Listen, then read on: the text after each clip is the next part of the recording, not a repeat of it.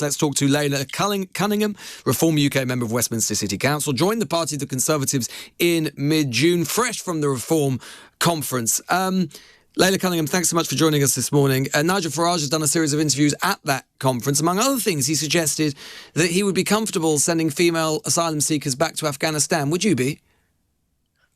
Look, we're not talking about women fleeing the Taliban. We're talking about illegal migrants. Over 90% of our men who cross safe countries to reach Britain. And the vast majority are not refugees and they're not vetted.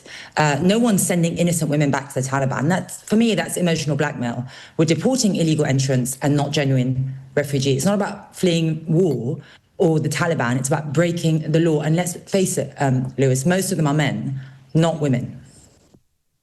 Sure, but in terms of those, some are women, and in an interview with Sky News' Beth Rigby, Mr Farage responded yes when asked if he would detain and send back women to the Taliban regime. So are you comfortable with that? I'm comfortable with protecting our borders. If you enter our country from another safe country, that is illegal entry. It's, you know, they land on British shores and they just say the word asylum and they become asylum seekers.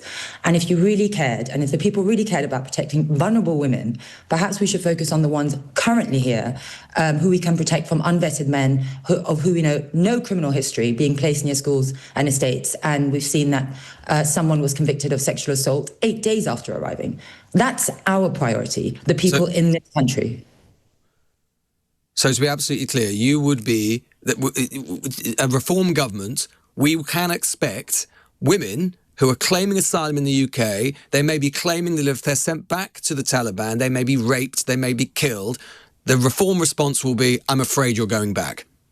Lewis, that is not the right situation, and they're coming from France. They're not coming from Taliban where they're No, they're coming from Afghanistan. So the choice is they're not going to go back to France. They're not going to be accepted back to France. The choice will be for your government here or Afghanistan. I'm asking you, will you be comfortable with sending a woman who may claim that she may be tortured, she may be raped, she may be killed back to the Taliban?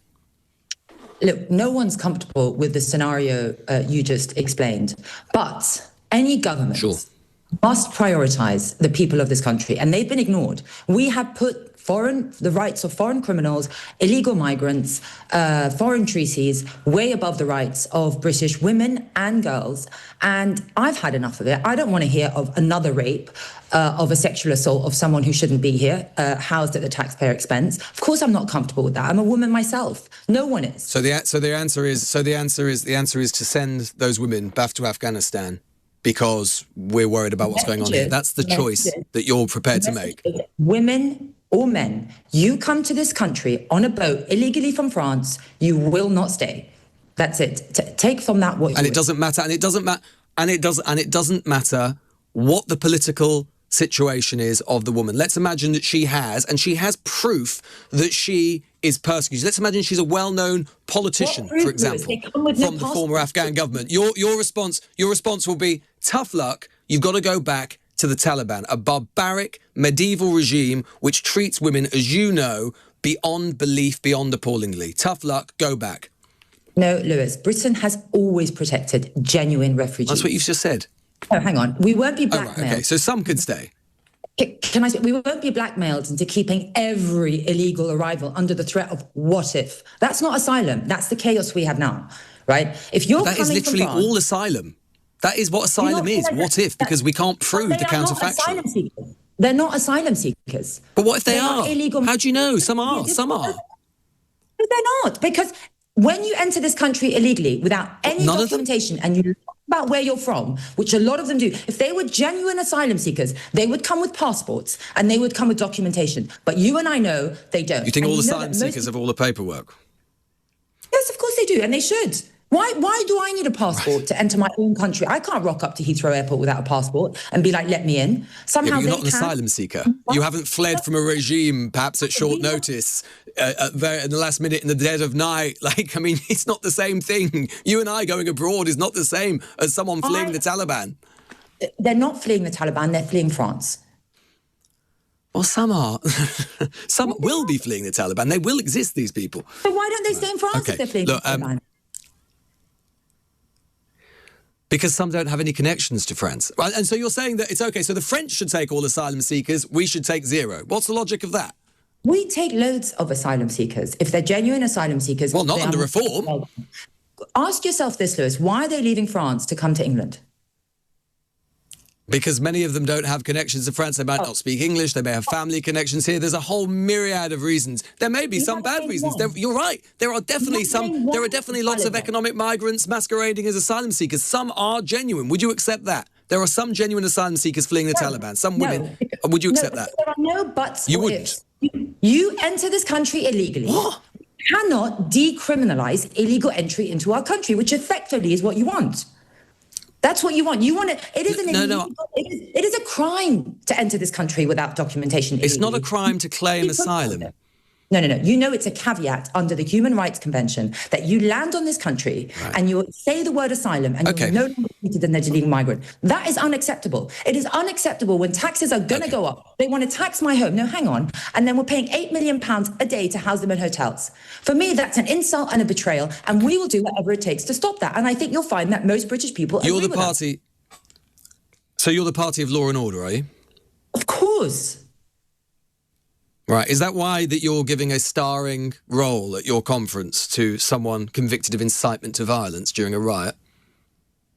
Look, I'm not comfortable, and I doubt you are. You're a journalist. You should be seeking the truth. I'm not comfortable with someone being arrested and put in prison. I don't know how long she spent in prison, longer than she should have. And I'm a prosecutor. She got a longer sentence than needed for a tweet that she deleted straight away. I'm not comfortable with incitement to violence, are you? I don't see that as incitement to violence. You see that Kneecap said go and kill an MP, Conservative MP, and nothing happened to them. She encouraged people to go and burn down asylum hotels. How is that not incitement to violence? There was no proof that anyone acted on that tweet. And I'm not comfortable. So what? So what? That's not how the law works. So for me, and I think most British people, I don't think we are free when someone is met at a plane with 5 armed police for a tweet. We have to have the right to say what we want. I'm not talking about that. I'm talking about Lucy Connolly, the person that you invited to speak from your conference floor. Is that a sign of a serious party, a party of law and order?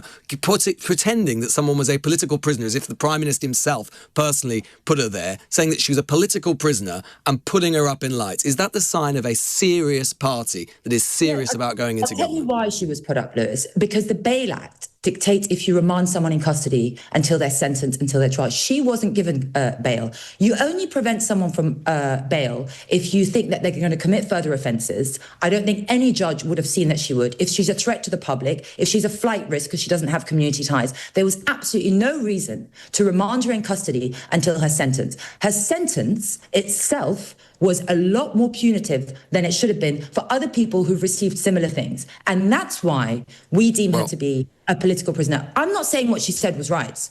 I think what she said was absolutely horrific, and I don't condone it in any way. It's something I would never say myself, and I don't approve of it. But the way she was treated by the judicial system needs to be questioned, because we cannot have that again. Also, if someone has gone through, I've been in court where if someone's gone through the type of emotional trauma that she went through, losing a child, that is taken into account in your sentencing. You take into account if someone's a first offender. You take into account if you release them, will they be a further threat to the public? And you and I know that both those things are not true for her. So her sentence was punitive.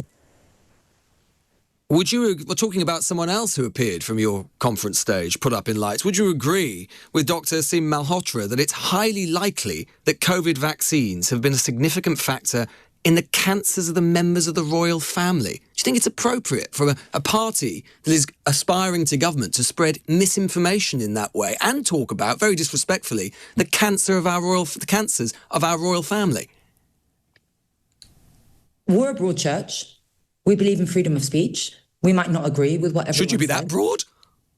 No, I mean... putting on medical quacks. That's not a party line, and that's not party policy. But I should hope not. No, but we believe in freedom of speech, and people are welcome to disagree with him. It got the debate going, and that's why we put him on. Debate on what? Vaccines don't cause cancer. Debate on what? the causes of vaccine. I'm not saying COVID vaccines cause cancer. I haven't seen proof of that. He may have, I have not. All I'm saying we don't need any. Well, no, there is no proof. There is no proof because it doesn't happen. You can't be staunch defenders of free speech like we are and not allow people to voice opinions that you may disagree with. Obviously, Lewis, you have an issue with that. You think people who don't agree with you are not allowed to voice their opinion. No. I just don't think serious parties of government should necessarily have someone spreading misinformation. This is serious stuff because people hear these things and they don't get vaccinated, and there are consequences to it. We're seeing all around the country at the moment rises in measles, in mumps, precisely because of this nonsense. It's not free speech to platform people who are talking nonsense. So let's just take a step back. He wasn't talking about any vaccine. He was talking about the COVID vaccine, right? That's different. No one's taking COVID vaccines anymore. We know that COVID vaccines didn't prevent COVID, and we know that it was forced down your throat. I was pregnant during COVID. I'd had it 3 times, and the NHS called me every week, forcing me to have more and more and more. I'm not saying it caused cancer, but he's not stopping anyone from getting a COVID vaccine because no one's taking it anymore. He didn't say all vaccines. He was very specific with COVID vaccines. Listen, if you don't agree with him, you don't agree with him. People still take the COVID vaccine. People still take the COVID vaccine. If you went into government, you'd be responsible for administering it. And then you're putting on some quack at your conference who is spouting conspiracy theories about it.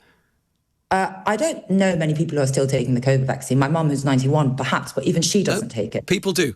He didn't say, do you have a percentage of how many are still taking the COVID vaccine? I don't.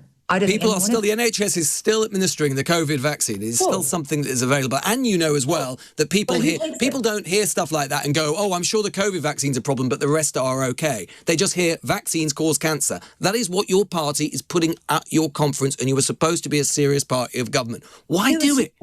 You really take people for fools because you think that people can't form their own opinion. You put fools on at your conference. No, you think people are fools. You think that whatever someone says, they believe it blindly. People are a lot more informed. And that, I think, was the problem with the journalistic of the political class. People aren't idiots. If they hear an opinion, they'll look it up and they'll figure they're not going to follow blindly. And we like to platform free speech. And that's it. I get it. You don't want free speech. You don't want people to say what's against the status quo or what you don't approve with. I get it. And I've seen it in all journalists. Are there any limits to free speech? Are there any limits to free speech? Would you put a Holocaust denier, for example, on your platform? Oh, so there are limits to free speech. You know, it's such typical blackmail, Holocaust, Nazi, all these big terms.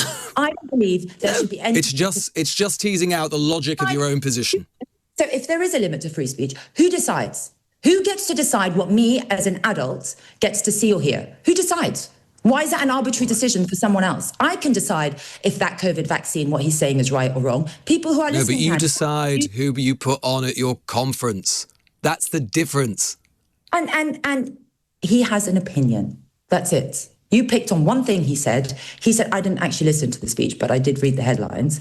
And I accept that loads of people would disagree with him. But you can't possibly be saying, how dare we put him on? I get it. You probably like... I am saying that, but anyway... That the government has got. We don't. You're the one putting out misinformation. You've literally platformed a conspiracy theorist about vaccines. You don't get more misinformation than that. Do you believe in freedom of speech, Lewis? Okay, we're going round in circles. Laila Cunningham there, Reform UK member of Westminster City Councillor. I'm grateful for Laila for coming on and having that spirited discussion. I hope she comes back again.